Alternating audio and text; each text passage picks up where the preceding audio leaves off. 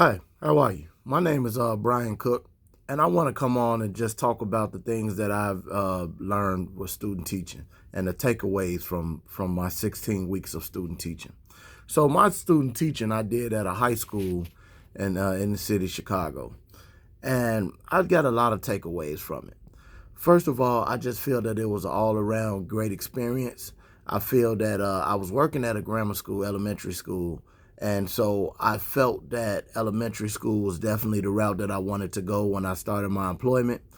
But now I have a different approach. I went to a high school and I learned how the high school system goes. I learned how to interact with high school students, and I learned the difference of both. So I'll give you my takeaways from working my 16 weeks at a high school.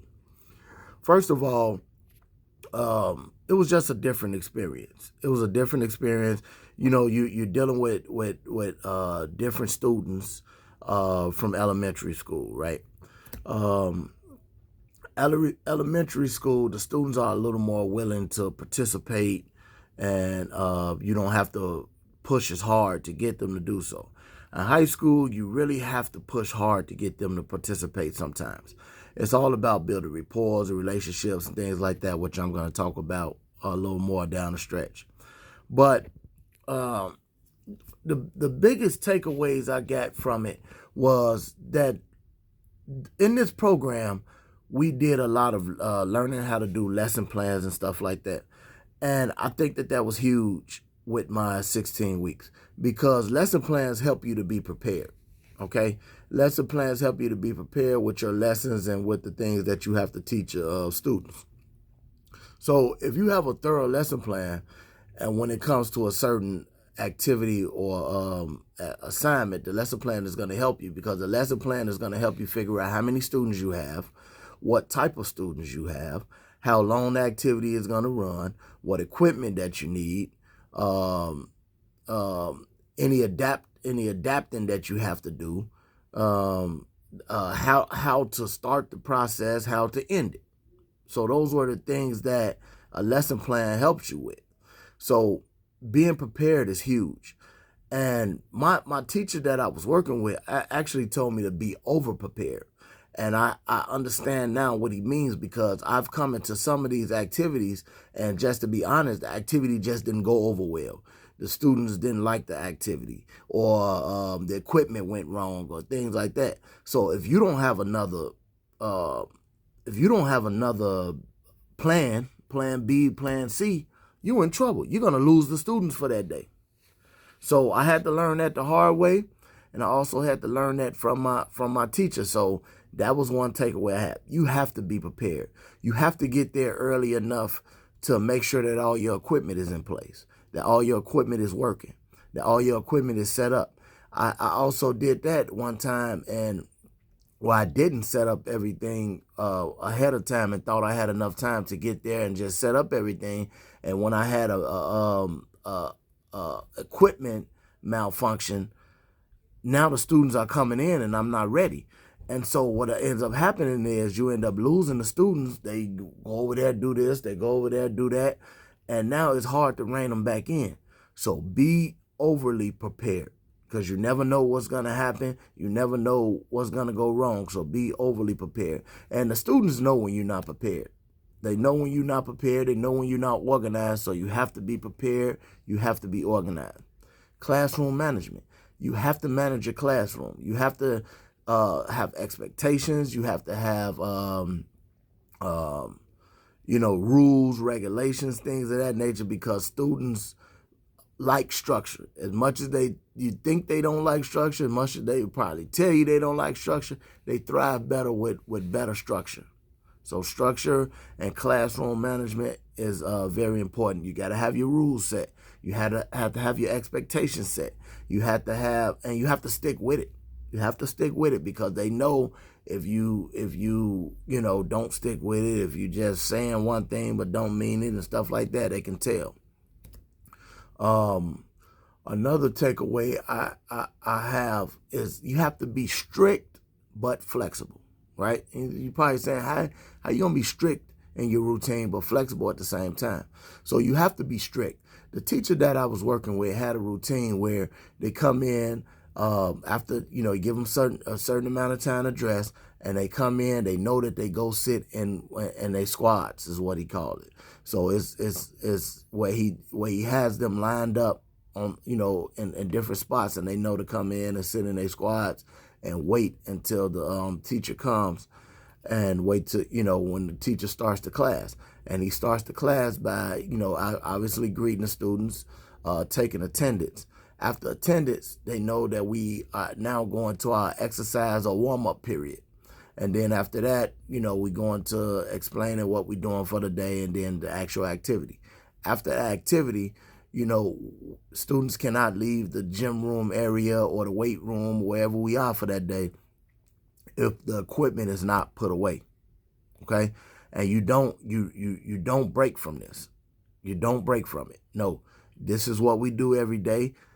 And this is the expectation. You're expected to dress for PE. You're expected to be here on time, and things like that. So you have to stick with that. Now, you also have to be flexible. Things happen. There's been times we come into the gym room and something's wrong with the floor. Something's wrong with, just something. So you have to be flexible. And you, like I mentioned earlier, you have to be able to go to plan B in the case that one of these things happen. So that's why I say you have to be strict but flexible. Okay? So, I learned that.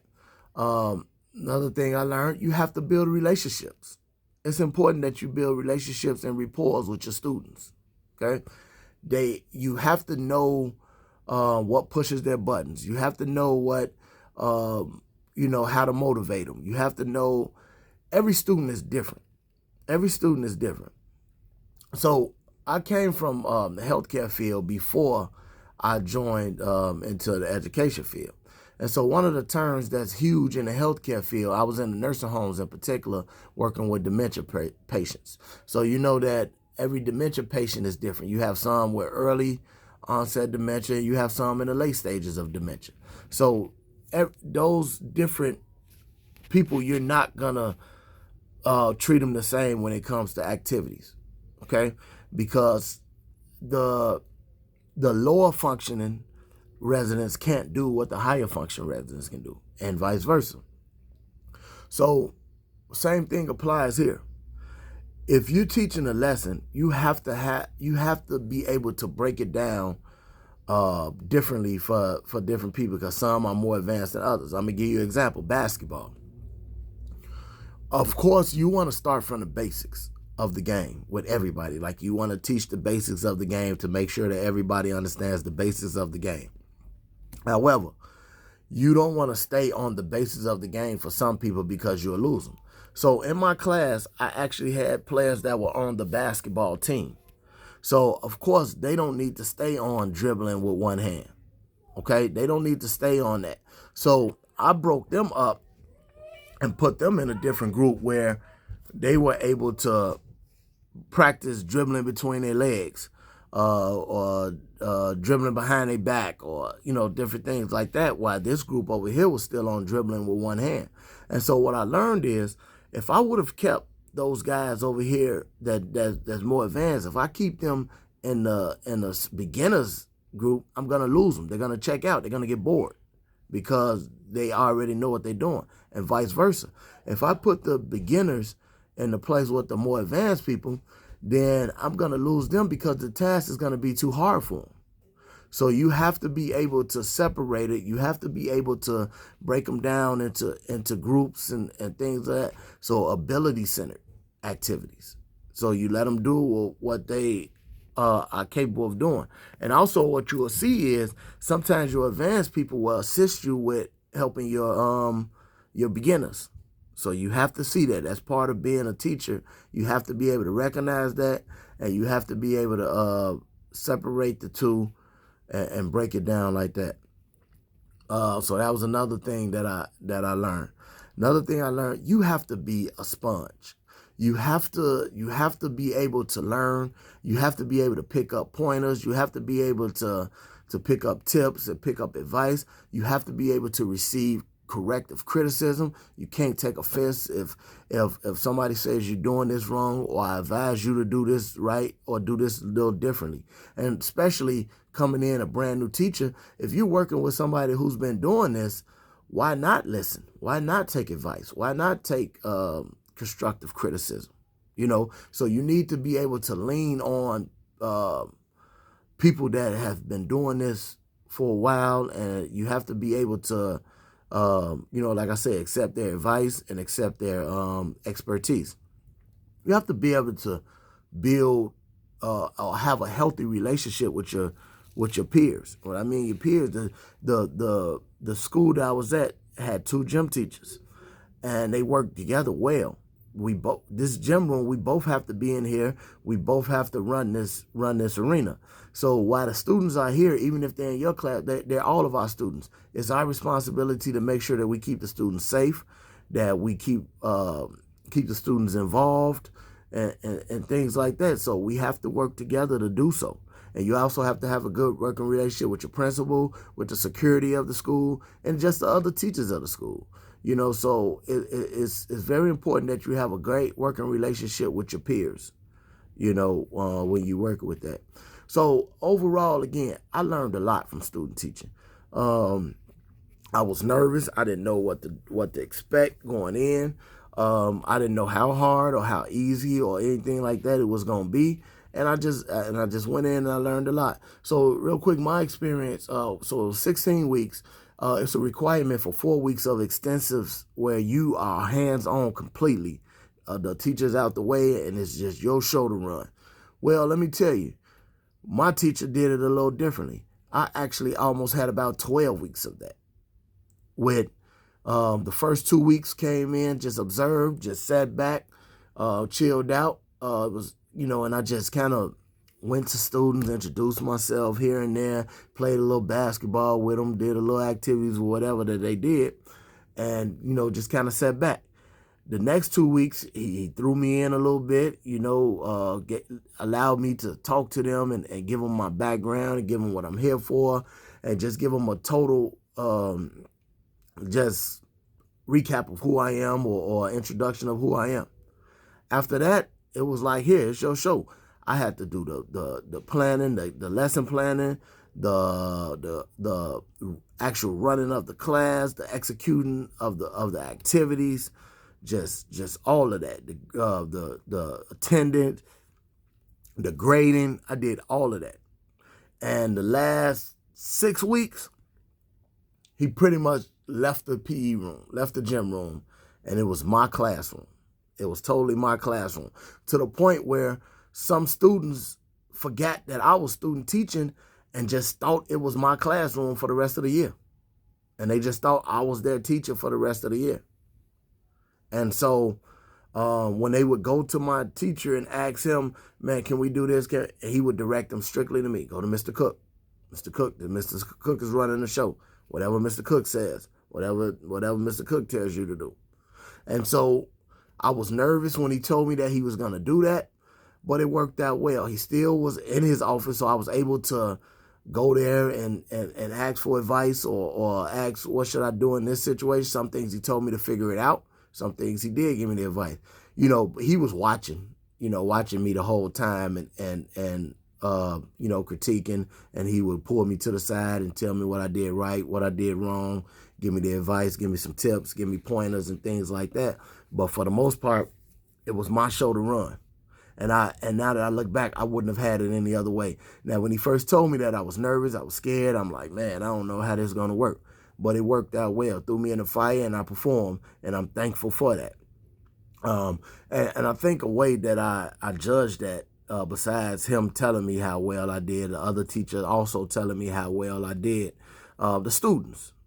When it was time for me to go, obviously my last day, I pulled everybody together, each class, and, just told them again, it was my last day. I thanked them for allowing me to teach them, and just explain to them how I felt and just gave my appreciation and everything. And a lot of them was like, man, I thought you was going to be here for the rest of the year. Man, we like you as the teacher. Things won't be the same. Just different stuff like that. And it made me feel good. It made me feel good, and it just made me feel that I did something right.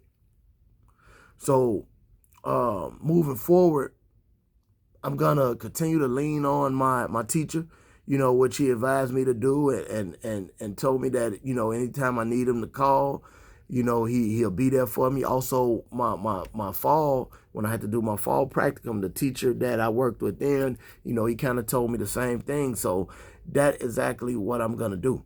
I'm gonna make sure that I keep these teachers around me so I can continue to learn, continue to grow, continue to improve my skills, continue to just become a better teacher, because I'm a baby in the game. And I don't want to come in thinking I know everything, nothing like that. I want to get it right as possible. So that's what I'm going to do. That's what I'm going to continue to do. And that is my take on my student teaching experience. And hopefully in the future, I'll become a great teacher, or a good teacher. Where, because the bottom line is, I could say what these other teachers did, what I did, whatever. The bottom line is we're here for our students.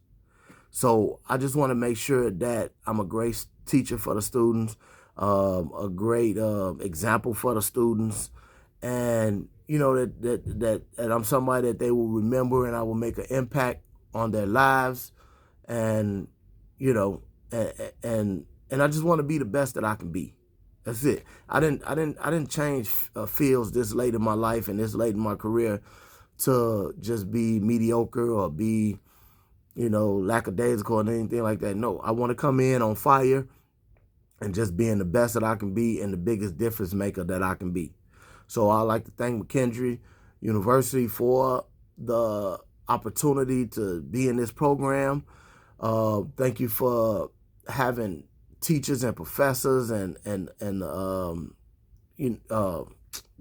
I can't think of what the position is, but it was Mr. Vickery for me that I was able to hit you up at any moment and ask questions and get expertise and get advice and examples on how to navigate this teaching thing. So those are the things that I got from student teaching. I'm ready to take off. I'm ready to start. And again, I just want to be on fire and just get out here and be a difference maker. So that is my take with student teaching. Thank you.